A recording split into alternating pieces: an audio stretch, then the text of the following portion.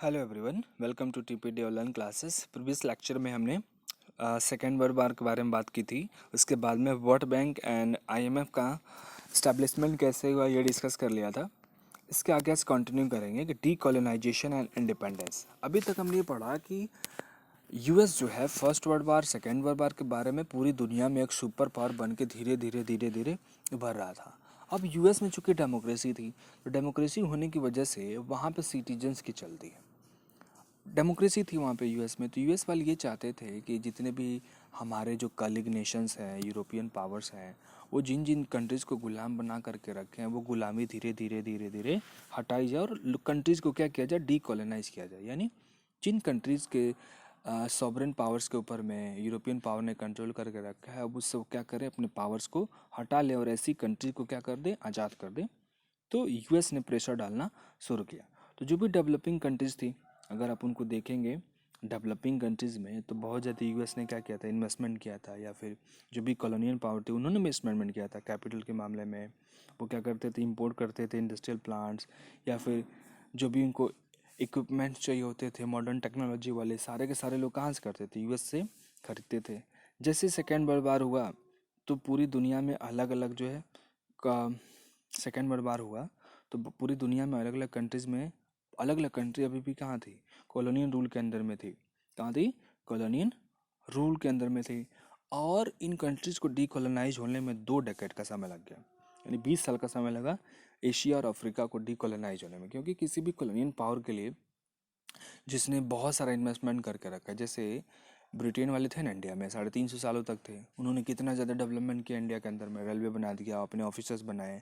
अब अचानक से कोई को उनको बोले छोड़ करके आज हमारा देश छोड़ के चले जाइए, इजी थोड़े ना होता। तो इसलिए टाइम लगा, डीकोलोनाइज होने में 20 साल का समय लगा। लेकिन जब वो फ्री हो गए तो उनको बहुत सारे प्रॉब्लम्स देखने को मिले। किसकी बात हो रही है, जो कंट्री यूरोपियन पावर्स के चंगुल से छूट गई, तो उनको बहुत सारे प्रॉब्लम देखने को मिला, पॉवर्टी देखने को मिली, लैक ऑफ रिसोर्सेज देखने को मिला। तो यहाँ पे किसका यूज आया, आईएमएफ का और वर्ल्ड बैंक का।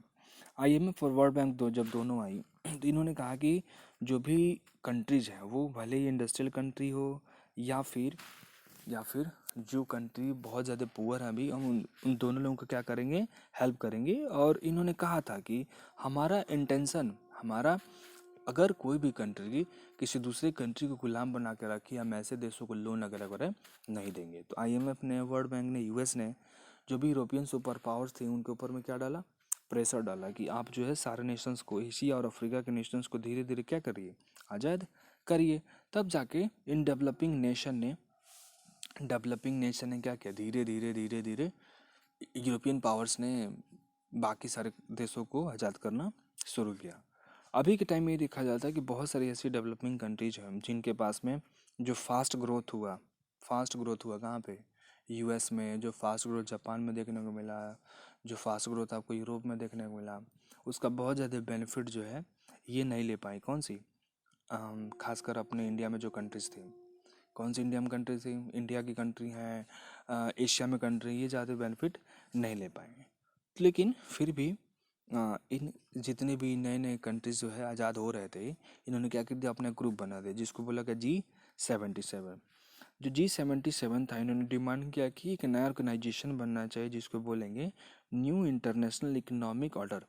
न्यू इंटरनेशनल इकोनॉमिक ऑर्डर जो क्या था कि बेसिकली ये ऑर्गेनाइजेशन इसलिए बनाएगा कि जो भी नेचुरल रिसोर्सेस है उसके ऊपर में इनका ही कंट्रोल हो, जो भी कंट्रीज़ के मेंबर में होंगे।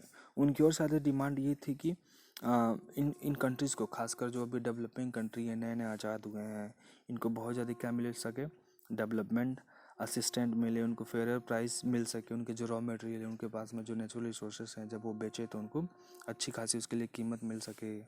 मैन्युफैक्चर गुड्स अगर वो अपने कंट्री में बना रहे हैं, जो कि बेचारे गरीब लोग देश हैं, तो वो चाहते थे कि हमारे सामान जो है दूसरे देशों में वो जो है बेचे जाएं और उसके ऊपर में टैरिफ वगैरह वगैरह नहीं लगाया जाए, टैरिफ वगैरह वगैरह नहीं लगाया जाए।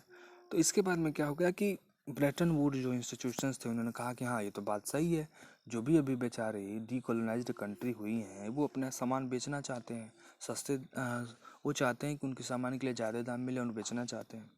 तो इसको जो हेल्प मिला कि ब्रेटन वुड जो इंस्टीट्यूशंस थे उनके द्वारा, उन्होंने भी कहा था कि उनकी बातें सही हैं, चूँकि हम ही सारी कंट्रीज ने मिलके ऐसी छोटी छोटी कंट्रियों को बर्बाद किया है, तो हमारी ही रिस्पॉन्सिबिलिटी बनती है कि उनको क्या करें, फिर से उनका डेवलपमेंट हम करें। तब जाके शुरुआत हुआ किसका, ग्लोबलाइजेशन का। अब जो है छोटी छोटी कंट्रियाँ जो थी बड़े बड़े कंट्री में अपने सामान बेचने लगी थी। इसके लिए इन्वेस्टमेंट करना होता था ना, तो एक कंट्री दूसरे कंट्री में अपना इन्वेस्टमेंट करने लगी। धीरे धीरे धीरे ट्रेड जो है फ्लरिश होने लगा और पूरी की पूरी दुनिया आपस में जुड़ने लगी। तो हुआ क्या कि एक कंट्री मान लीजिए जिसका हेडक्वार्टर साउथ अफ्रीका में है, वही कंट्री लिसोथो में थी, वही कंट्री चाइना में, वही कंट्री इंडिया में। ऐसी कंपनियों को बोला गया क्या, मल्टीनेशनल कंपनीज। तो मल्टीनेशनल कंपनी या जो कॉरपोरेशंस थी उन्होंने अलग अलग कंट्री में अपने जॉब्स को ऑपरेट करना शुरू कर दिया। जैसे फर्स्ट एमएनसी देखेंगे 1920s में बनाई गई थी, लेकिन 1950-60s आते आते ऐसी बहुत सारी कंपनियां देखने को मिल गई जो अलग अलग कंट्री में फैली। जैसे आप गूगल को ले लीजिए, यूएस की कंपनी है, दुनिया में मैक्सिमम कंट्रीज़ में पाई जाती है। फेसबुक है, इंस्टाग्राम है, यूट्यूब है, ये सब कंपनियां ही तो हैं। सैमसंग है, हम लोग चाइना का फ़ोन यूज़ करते हैं तो केवल इंडिया में थोड़ा नहीं मिलते, बहुत सारी कंट्री में मिलते होंगे। तो सारी की सारी क्या कहलाती हैं, एमएनसीज कहलाती हैं। अभी जो एमएनसी हैं ये लोग अभी के टाइम में ग्लोबलाइजेशन इतना ज़्यादा हो चुका है कि एमएनसी अपना क्या देखती हैं, प्रॉफिट देखती हैं। और प्रॉफिट वहीं नहीं देखेंगी जहाँ पे उनको ज़्यादा बेनिफिट मिल सकेगा। तो कहाँ देखती हैं, चूँकि इंडिया चाइना में बहुत ज़्यादा पॉपुलेशन है और यहाँ पे बहुत ज़्यादा सस्ते में लेबर मिल जाते हैं, इसलिए एमएनसी कंपनियों को देखेंगे वो सबसे ज़्यादा अभी कहाँ इन्वेस्टमेंट कर रहे हैं, इंडिया और चाइना जैसी कंट्री में, क्योंकि यहाँ पे इंग्लिश बोलने वाले सस्ते दामों में मिल जाते हैं।